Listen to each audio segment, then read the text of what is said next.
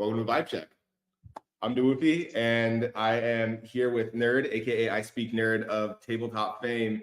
And dude, I feel I will release some lore that you were actually originally the first guest on the pod. I had extreme technical difficulties. It wasn't even worth editing, so of course I had to get you as the first guest for season 1. Thank you so much for spending another time with me. I'm super fucking pumped because you got so much more going on now too, which is just like I couldn't be more excited for you. So what's up, man? How are you? I'm doing great, man. It's like you said, it's super serendipitous. I had a family emergency also happen a couple weeks after FarCon and like the start of June this year also, which kind of delayed everything that I was trying to do by like 2 to 3 weeks. Which turned out to be perfect because then I released my hyper sub like during cast out when I was like, oh cool, I have all these influencers' attention in a group chat. Sweet, let's do this. So Funny yeah, how it's all serendipitous. It all works out, man. hell yeah, funny how it does work out. I hope everything's okay with the family emergency, but Yeah, we'll dad's get doing a lot into better it. now, man. Fantastic. Good to hear, man. But yeah, let's get into it because the reason originally I had you on here was tabletop was like just popping off, and we had a pretty, I thought, a great discussion. Unfortunately, due to lag issues, other people didn't see it, but a lot around like the potential of tabletop, how you got into it, what the plans for are or could hypothetically be, and now a lot of that's coming to fruition. But if you want to start with just like hopefully people are tuning into multiple of these at this point, but like who you are, how you found Farcaster, what do you do, like what makes you you, at least on this little corner of the decentralized web. Oh man. So my personal pitch summary in 30 seconds or less. Go. Yeah, you take a Uh, minute if you need it. yeah. I found Farcaster in like February of 2023, I think. Humpty.eth got me or let me in on the secret to follow Dan on Twitter and just look for the secret coded things. Um, and DM Dan, he got me in at some point, and was just super impressed with the engagement and the actual humans that I could get a hold of, and just from being a human on Farcaster, it was super cool. I think my first cast was just literally like I had seen somebody else cast one of these. It was like my non-crypto interests in no particular order, and it was just a list of stuff. And looking back at that, it's super fucking nerdy. It's like board games, like D&D, like data analysis, like shit like this. That's me. I speak nerd. Um, what I'm doing, I don't even remember. Where was I supposed to end at this? You can end wherever you want, but I think it's a good pivot because like I remember talking about this, and like the first thing like you had was board games, and then that was sort of the genesis of tabletop, which I think is one of the top channels for sure. I don't know where its ranking is, but I think it's a funny story if you want to share how tabletop came to be from like before it was you and like now that it is you.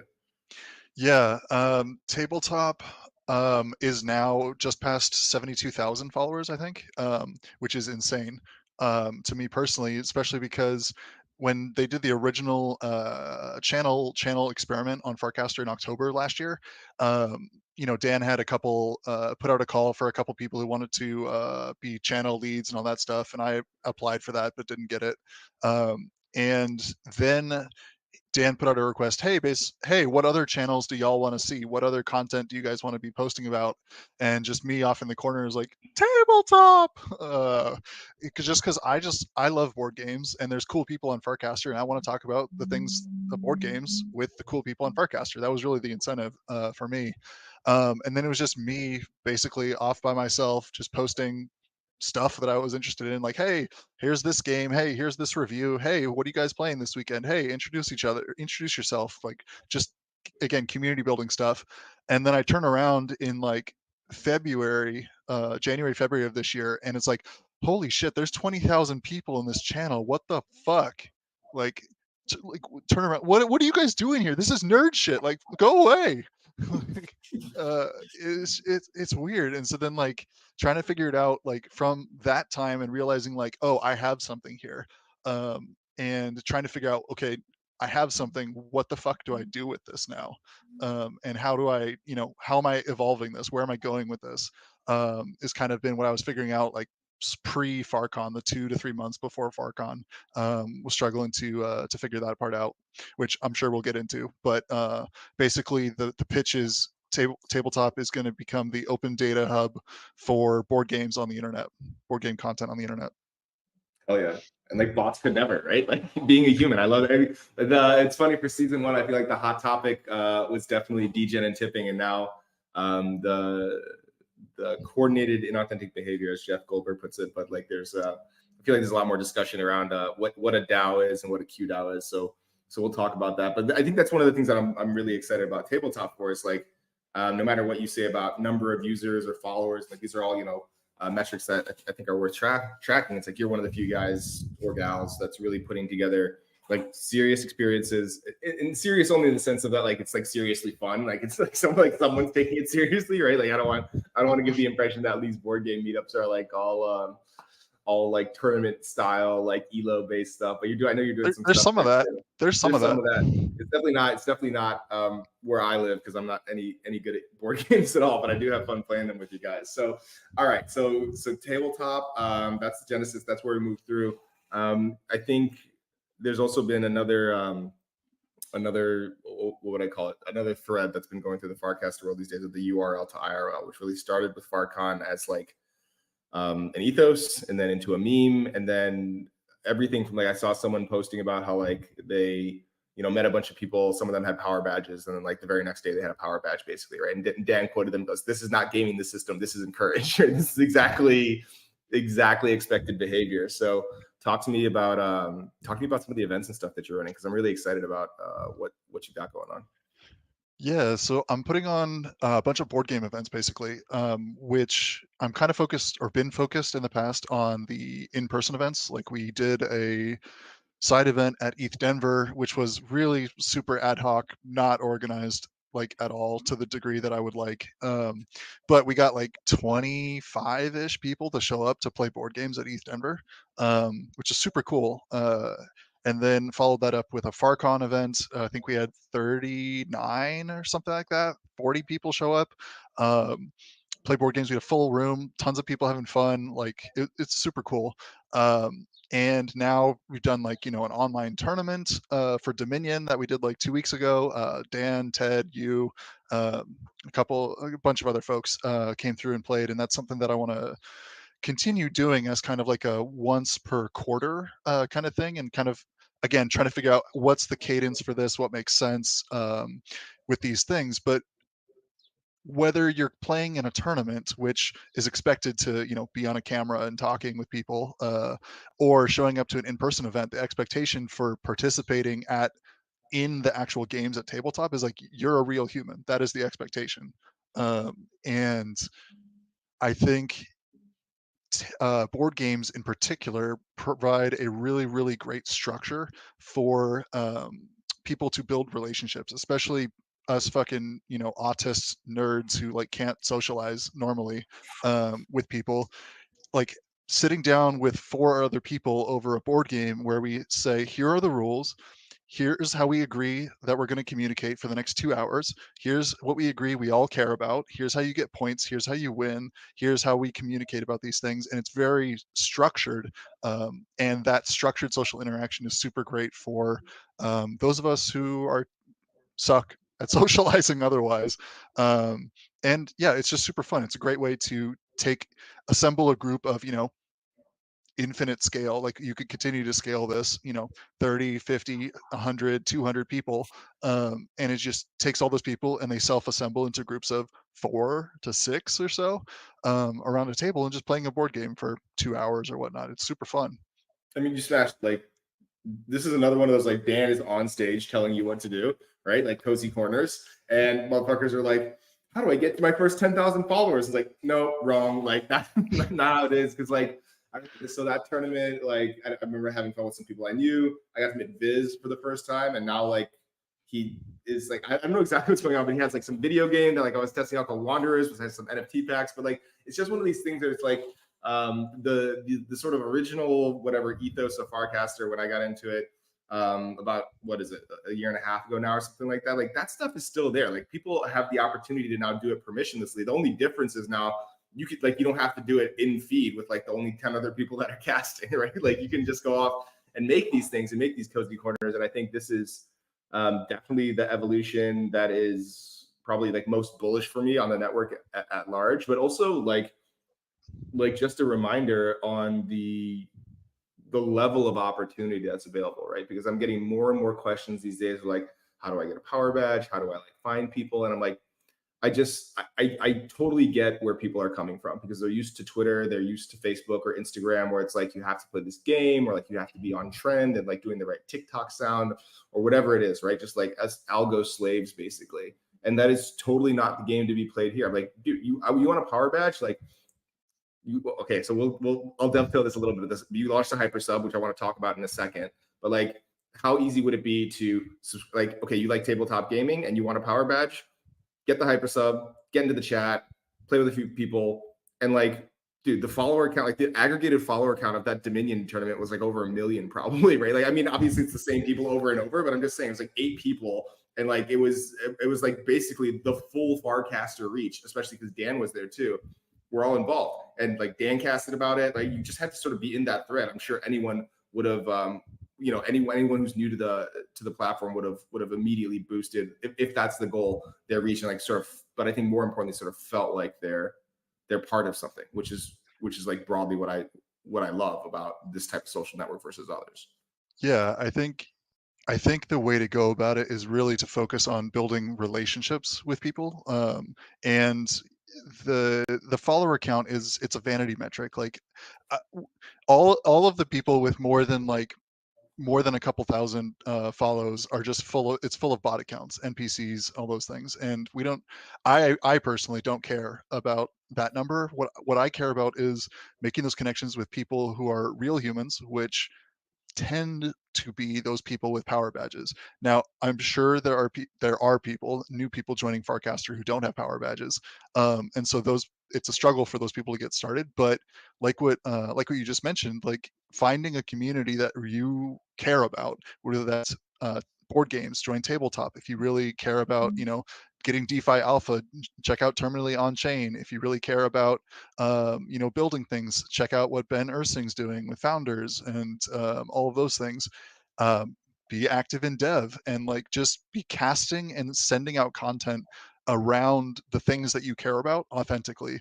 And what I personally have been optimizing for is those connections with power badgers, and they've they've tweaked the algorithm on Farcaster, or at least on Warpcast, recently in the last like 2 weeks since channels went since they updated how channel moderation works. And the reason I know this is because my follower account has been like literally like on a skyrocket ship. I can show you the graph, but it's crazy since then. And I really haven't changed anything about how I'm behaving on Farcaster. I've just been optimizing for those people who have those connections and becoming more integrated into that network of real humans who are out there who will recast stuff that they like, stuff that's funny, stuff that's about the things that they care about, stuff that's on topic for the channel, like all of those things. And like I think people who are joining Farcaster now don't necessarily recognize how powerful channels are, because a channel it's like a subreddit in that it's people have to think about how they're casting their content and forming their content into the place where it is. In other words, you have to contextualize what you're trying to say to the space that you're inhabiting, and the people who are best able to do that get the attention of the people who are active in those spaces and build those relationships and get to branch out from there. And yeah, showing up to in-person events, one of the best ways to, again, hey, I'm an authentic real human, I showed up to this thing, and get connected with whoever's organizing the event and their folks. And again, just cast content that is on topic to the best of your degree about things that you care about. It's so funny because like I said, I've been talking to more and more people. Like the network's growing. I was at an in-person event that Club TED sponsored and Chicago organized with some free coffee. And like, I don't know if it was just the free coffee or like what it was, or like it was definitely the biggest Farcaster meetup we've had in Chicago thus far.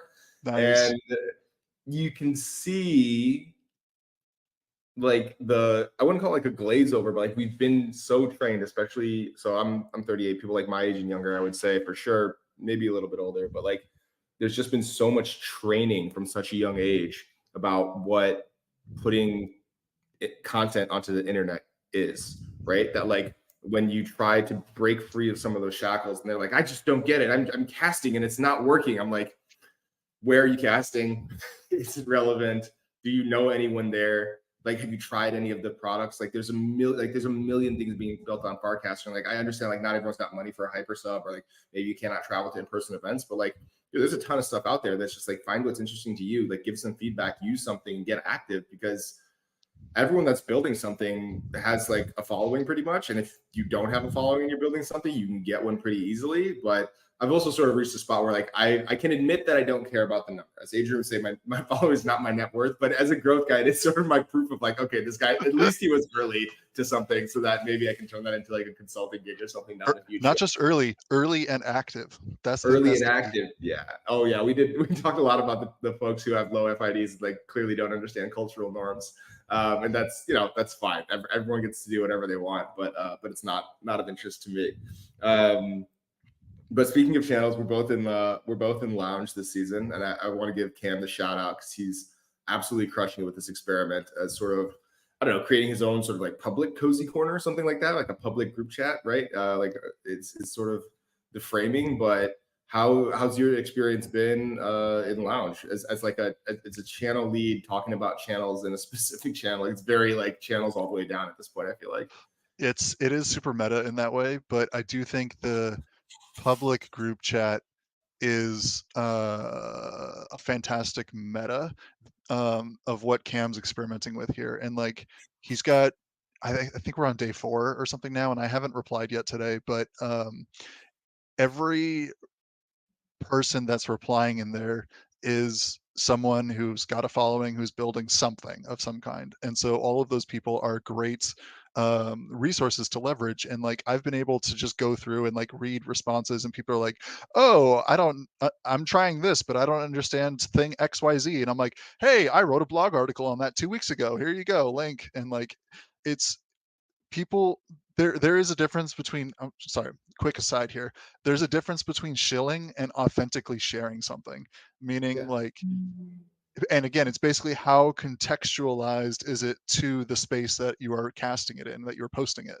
So like if someone is asking a question or saying they don't understand something and you have an answer that is useful and helpful, fucking share it. If it's about something that you wrote or you said or you learned, or you casted about, or you built a tool to do that, tell them about it. Share that stuff. If you're just, if I'm just going into slash gaming and being like, "Hey, buy this NFT. It's got Mario on it." Like no, no. Dude, uh, 100%. But like, that's also, we were talking about like shots on goal and reps. And like, that's totally what it is, right? Because you created something of value. Now you have something that's like to share, right? And I like how you said this. I mean, I don't know. I sort of consider myself a shiller sometimes. So I try not to talk down on it too much, but there's at least a sort of like perspective difference on like, are you sharing something because it's value creation, like net benefit, right? For all parties involved, or are you fully extractory and just trying to get out, right? Because there was also someone who I was like looking for your channels. I was like, show me your channels. And someone came through and like dropped some. I was like, literally, I was like, you haven't even posted in these channels yet. Like, how can these be your favorite channels? I was like, show me your favorite channels. Like, I'm not saying you can't chill your own stuff. I'm saying like, if you're not even casting in it, then how on earth could this possibly be your favorite, right? So like, it's the same thing from like 50 feet away or 10,000 feet away. But when you dig into it, like what someone's trying to accomplish is like, it's very different between like, I just want you to come like help me, give me something, or it's like, oh, I think I can help you. I'm going to share something that I built or something that I wrote or something I created. Yeah, that authenticity aspect, for sure. And that was actually an interesting side conversation at FarCon about this, that I was in with, I think Swabby.eth was in that one. TLDR was on the stage, talking with, I don't remember her name. Sorry, I'm sorry, but they were talking about authenticity on the social network of Farcaster, and it was just a super interesting conversation that really got me introduced to TLDR and Tim and what he's doing over at, and he's building bracket and doing all that sort of stuff. Um, But coming back to your original question, 2 questions ago, the lounge experiment is super, super cool. And also want to shout out Cam as basically like my spirit animal, my spirit guide of bouncing my ideas and feedback and like, Cam, this is what I want to do. How do I best go about doing this? And he's like, blah, blah, blah, blah, blah, blah. He's super opinionated on like creator stuff. And it's super great guidance. I'm really, really grateful to have him in my corner and have his input and attention on stuff. Yeah, I got to get Cam on here because I love him. I think he's extremely intelligent. I love his opinionated stances. His ability and willingness to faff out, to fuck around and find out is like second to none, really. So I'm sure I'll get him on the pod eventually. But we have reached the point where you have hinted at the fact that you are bouncing ideas and trying new things at tabletop. I've gotten behind the scenes look at some of it. It's super.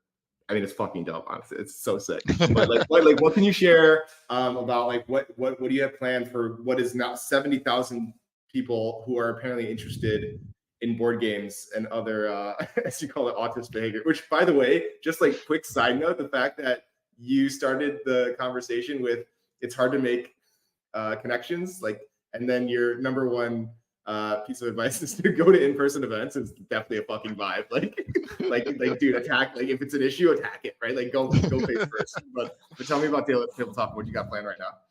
Yeah. So like tabletop is basically what I'm trying to do is I have this channel that I've been growing for over just about what 9 months, 6 months, 9 months, something like that.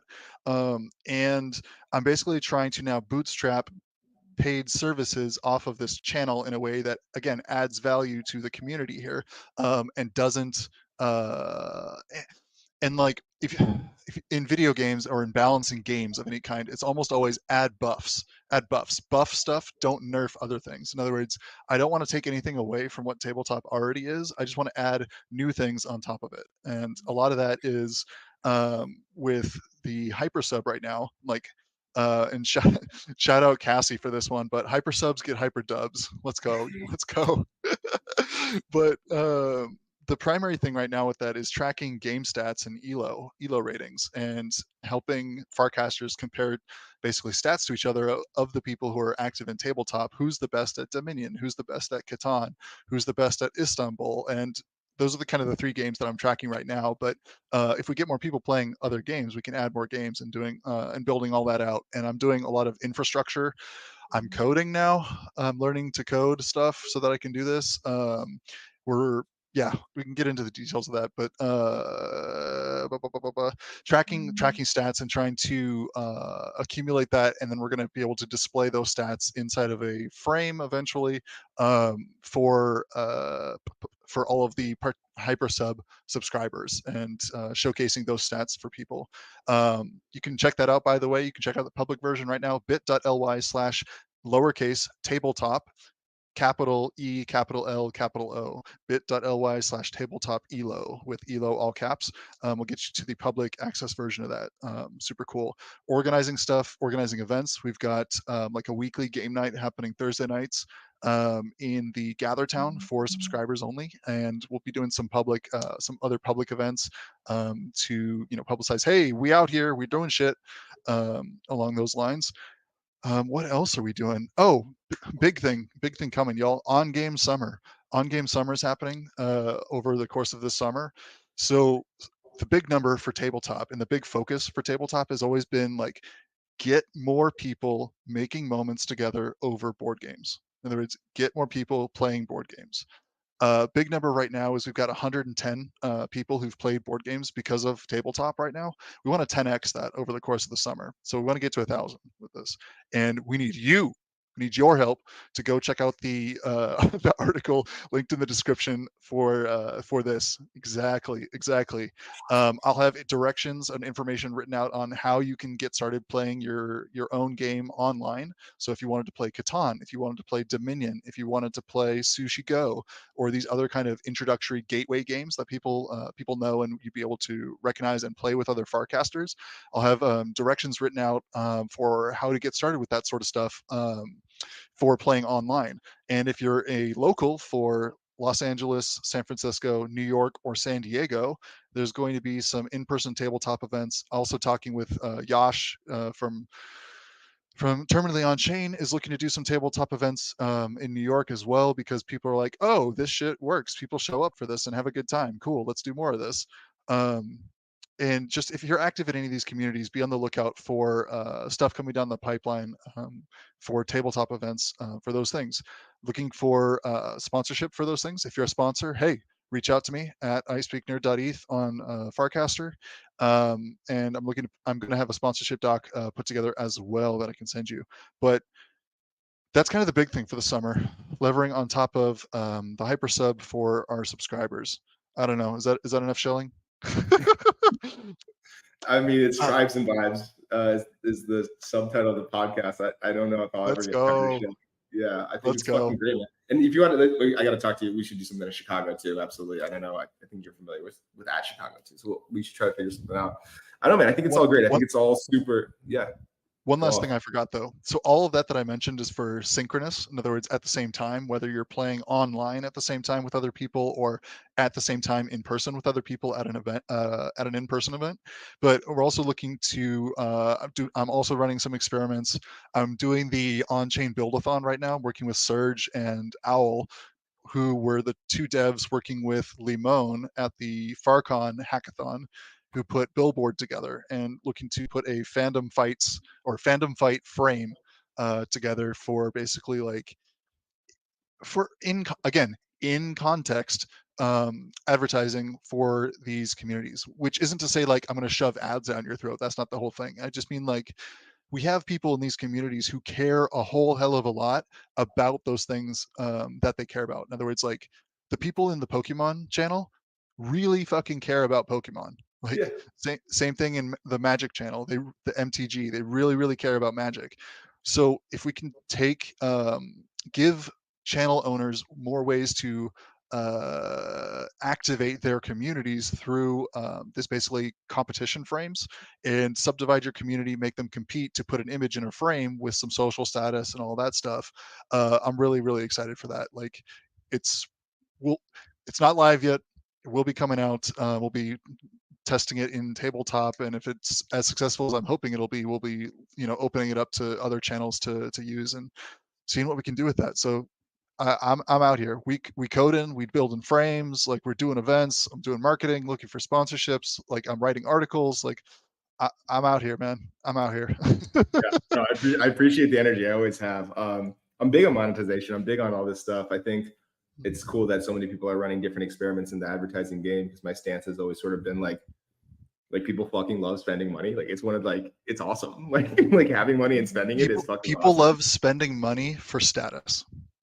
I mean, for status, sure. And I've been talking to like Joe over at Courtyard about this stuff too. Status is definitely part of it, but like people just like love spending money on stuff that they enjoy as well, right? There's like, I mean, there's some status to like watching a movie like before anyone else does, or like you could always try to dial it back to there, but there's also just like people like buy shit for their home that no one else will ever see just because they love it and they know they have it, right? It's like, what do we really hate? Like we hate like the 18th fucking Ozempic ad that gets shoved down our throat because we're just trying to watch like some streamer like break a record or something like that, right? Like those are the things that like are super annoying, and like not having control over this podcast sponsored by NordVPN. Yeah, exactly, dude. Like I get it. I know what Nord is. I don't need to, like there's no amount of ads that are gonna make me buy it. But that's fine, right? But that's really just because the disconnect is too great right now between like the audience and the monetization. And I think when I think about like Web3 or like what makes Farcaster special, like it all boils down to humanity and like things that we do with each other. But like what's the downstream effects of that? It's like you can have highly relevant ads that are like net positive for everyone involved. Because when I think about like, I didn't even know there are MTG and Pokemon channels that were active. I'm gonna have to go check them out. But like, we were just on a live stream now with you and Brennan, who's made a nouns board game, or like a Catan fork, as I like to put it. Yeah, gotta rep the brand, baby. Let's go. I learned that Nouns Esports has a Dota team from Farcaster, and I hosted like a 200 person international party when I was living in New York, just like at a bar that got like like we had like Red Bull sponsored and shit. So like I was fucking in it. And like I didn't know any of this stuff was happening, but like, dude, like if Nouns Esports was like sponsoring, for example, the tabletop channel and be like, hey, our boys are playing, like make sure to come check it out, like grab some gear, like I'm in. Like I'm happy to see that because now you've shown me something that's like hyper relevant to my interests, and it's only because like my on-chain identity, so quote unquote, it's like so dialed in with things like channels and interests. So I don't know, bullish on this stuff in general, man. Yeah, Um, shout out to Sasquatch from Nouns Esports for sponsoring our Dominion tournament that happened at the start of June. Super oh, super is that thankful. Sassy? Is that Sassy we were playing with? I had no idea. Yeah. That was Sasquatch. That was dope. I see these are the type of connections that like I don't know about. Like that should be in my feed for sure. You know what I mean? Like I need that way more than a TGI Fridays at. Like I know what a blooming onion is. I know when I want one. You don't have to fucking remind me, right? Like I'll come get one when I need one. But that's dope, man. Okay, cool. I mean, this was honestly a lot of the majority of what I really wanted to cover. You're doing so much. I really wanted to get your story out there, and I think what I'd really like people to take away from this particular pod is like it's the shots on goal, it's the effort, it's like building, like not build in public. Like I think sometimes build in public, people be like just keep sharing your repos. Like I mean, if that's what you do, that's fine. But there's a million ways to build in public. This podcast is my particular effort at doing so. That like if you are interested in it and if you are passionate about it and you think there's even like 10 other people out there that are passionate about it, you will be like you could get genuinely floored about the type of response you'll get from that authentic like building ethos in a network like Farcaster, which just like you just still today, as far as I'm concerned, this is episode one. now for that's Redux. episode 6 of Yeah, Vibe Check. Redux. Episode 1 Redux. Yeah, episode 1 Redux, the retcon. Like it's fucking like it's incredible. It's incredible what you can build, and like and more like every day, I'm finding people like they're like I really want to do something, like I really want to like get involved with crypto, or I really wish I could do this, and like I think there's something really beautiful about the fact that like this is what like permissionless can be, right? Like I think we get caught up a lot of times in like deplatforming, which I'm not saying is unimportant, but it's something that gets a lot of airtime. We get like non-censorable by governments gets a lot of airtime, but like the fact that like you're on a 70,000 person channel, like who do you call at Twitter to activate your audience? You know what I mean? Reddit like let people buy shares in an IPO. It's like no one's stopping you here, and like that's such a vibe shift that I think remains underrated to this day in terms of sort of allowing people to live lives that are like more enjoyable, whether that be like monetarily or like emotionally or whatever it is. Like it's just better that you couldn't do with the fucking old ass internet. As I'm starting to frame it in my head. Any thoughts on that stuff, man? Oh, this. Sorry, can you just like rephrase that? I got lost halfway through that. No, it's all good. I think there's a world here that we're building that's that's better because it's permissionless and it's not just like censoring. It's also like freeing up people like yourself to chase dreams that like you would never be able to. Like you can't call Elon and be like, hey, I have 70,000 people following my Twitter list, can I start a business, right? Like it's impossible. But now that people own those social graphs, like you can. I wanted to hear if you had thought about that at all or not. Yeah, I think we've seen. I guess the best example that comes to mind for me in terms of being able to bootstrap a new application or a new service from the Farcaster social graph was, I think, Dracula was the biggest success we've seen so far of just being able to basically, when someone signs up on Dracula, they can just pull your social graph into there, and boom, you're already following all of the people you already follow on Farcaster, and just populating that social graph across applications, which is kind of the dream of what I have with tabletop, where I say like it's open data. Is like, guys, we can leverage the FID, your Farcaster FID, as a global identifier for all of these accounts for everything, and it's super cool because I don't for I'm going off. Sorry, I'm going off down on tabletop again, but like Yeah. the places where people play board games online are places like Board Game Arena, Yucata.de, Colonist.io, Dominion.games, these different websites, and they all have different logins, right?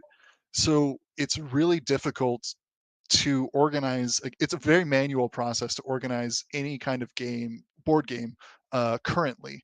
And of course, you have to deal with scheduling and deal with that manually. And it's a huge headache that most people don't play. A lot of people don't play as many board games as they would like because of how difficult it is to organize games online. And they don't have people to play with regularly in person. So kind of the goal with tabletop is like, hey, let's organize and aggregate all of these different services and attach it all to your Farcaster identities, and then allow people to, use software to organize games and take this 2-hour process of organizing a game and shrink it down to 5-10 minutes. And I think there's a huge opportunity for that specifically.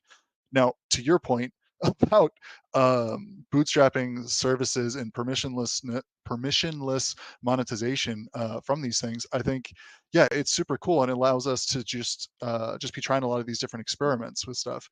The hypersub is super super cool, for, hey, I don't necessarily, here's some things that I know I can do. Um, Subscribe and you'll get access to them, and maybe some other stuff that I'm going to be trying out down the road.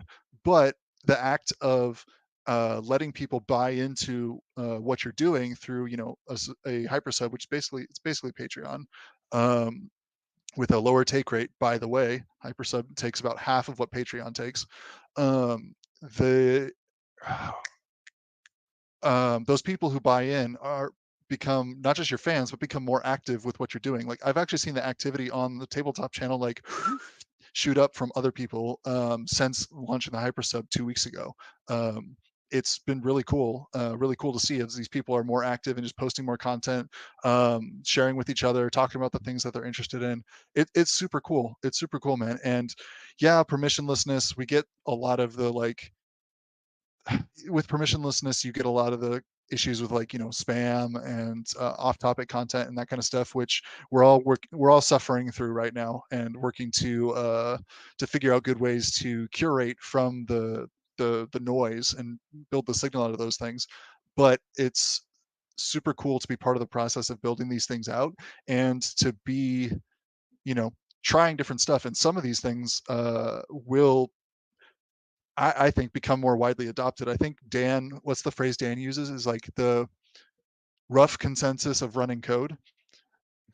Meaning, if someone's already built something and it's working and people are using it, cool, let's do that. Let's do more of that.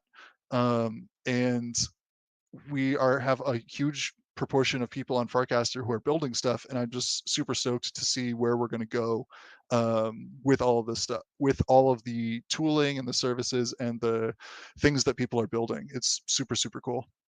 Yeah, absolutely. Big fan of Johnny, big fan of Hypersub. I'm scoping out my own, so I'll do my own shill real quick.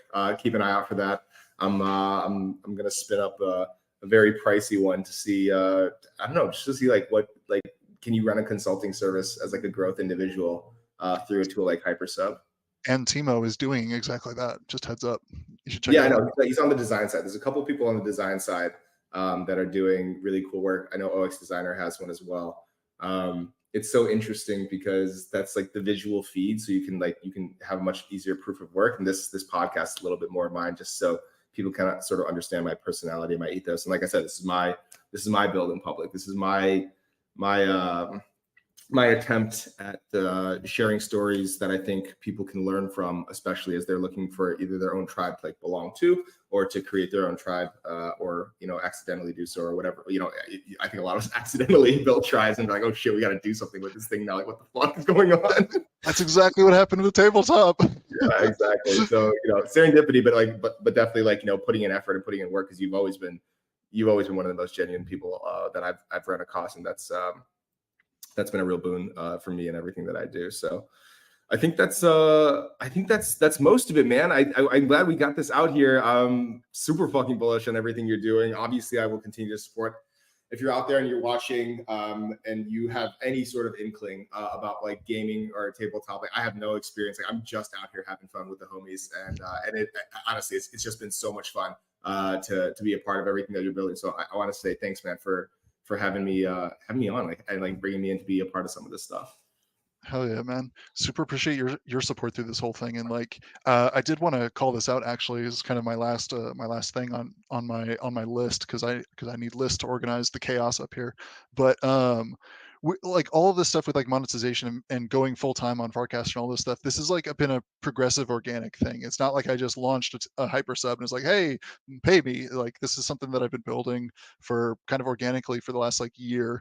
But then it even the funding grew organically, and like shout out to like people like Chicago, who just gave me a bunch of money after FarCon was like, hey, you're doing cool stuff, here's some money. It's like, oh shit, cool, thank you.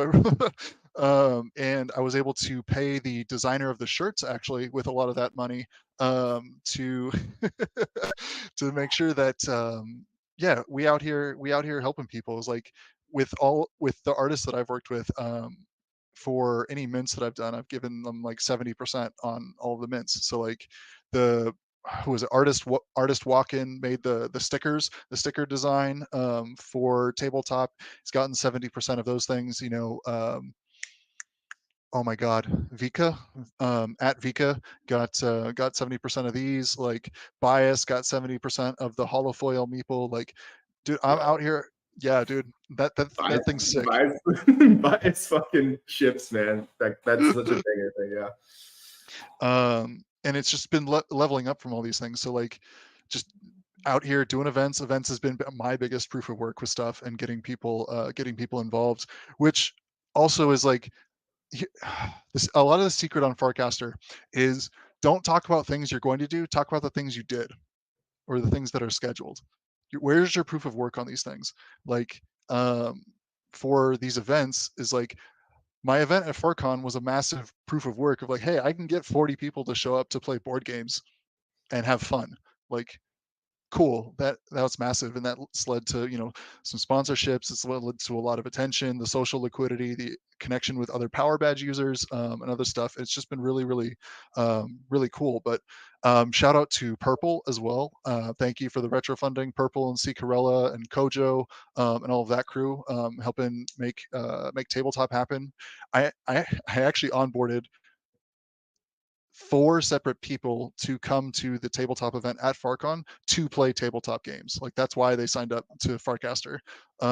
Super super cool. Like these non-crypto things are what is going to get non-crypto people excited to come participate in these ecosystems and participate in these things. Like the non-crypto people don't want to hear about 110% like staking rewards in your random shitcoin. Like they don't give a shit about that.